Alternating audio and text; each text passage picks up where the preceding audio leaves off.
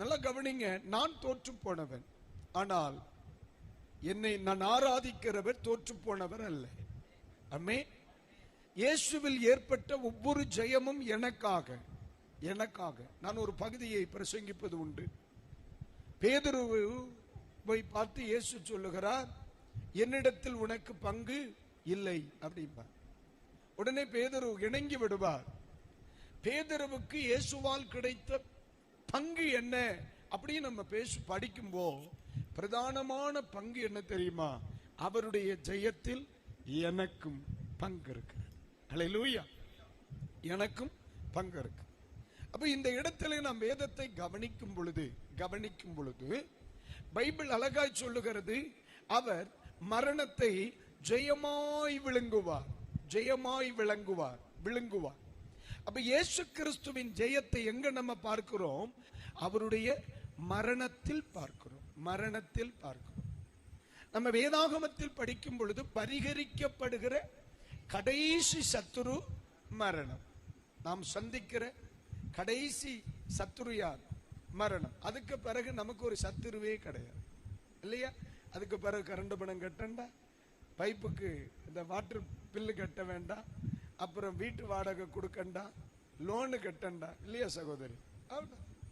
அப்போ பரிகரிக்கப்படுகிற கடைசி சத்துரு மரணம். ஆனால் நன்றாய் கவனிங்க, வேதாகமத்தின் அடிப்படையில் படிக்கும் பொழுது மரணம் இயேசு கிறிஸ்து வரையும் ஜெயித்து கொண்டேதான் இருந்தது.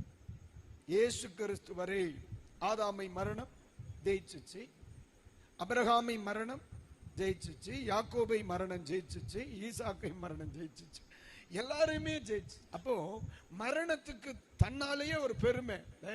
எங்க ஆடுனாலும் சரி, மோவனே உலக்க நிக்கணும்னா உரல் மூட்டுக்கு வரணும், வருவல்ல நீ அப்படிங்க மரணம். உங்களை எல்லாம் பார்த்து இப்போ மரணம் அப்படித்தான் சொல்லுது.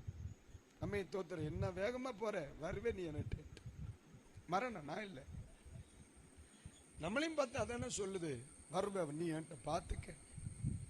ஏன்னா மரணம் என்பது எல்லா பைபிள் சொல்லுது, மனிதன் ஒரு முறை மரிப்பதும் பின்பு நியாயத்தீர்ப்படைவதும் மனிதனுக்காக நியமிக்கப்பட்டது, அதை மாற்ற முடியாது.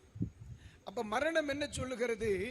நான் உன்னையும் ஜெயிப்பேன், உங்க அப்பாவையும் ஜெயிச்சேன், உன் தாத்தாவையும் ஜெயிச்சேன், உன் பாட்டையும் பூட்டையும் அத்தனை பேர் நம்மள்கிட்ட ஏரியாவை கிராஸ் பண்ணியிருக்கான், மவளை நீனு வருவா அப்படின்னு நீ வர்றதுக்கா வெயிட் பண்ணி காத்துட்டு இருக்கான். ஆனா இந்த மரணம் எல்லாரையுமே ஜெயிச்சிருச்சு. ஆனா இயேசு கிறிஸ்துவனுடைய காரியத்துல மட்டும் மரணம் தோத்து போச்சு.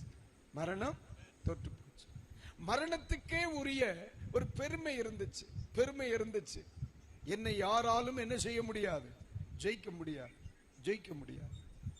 நான் எல்லாரையும் ஜெயிச்சிட்டேன் அப்படிங்கிற ஒரு தெனாவட், அப்படிங்கிற ஒரு கர்வம் மரணத்துக்கு இருந்துச்சு.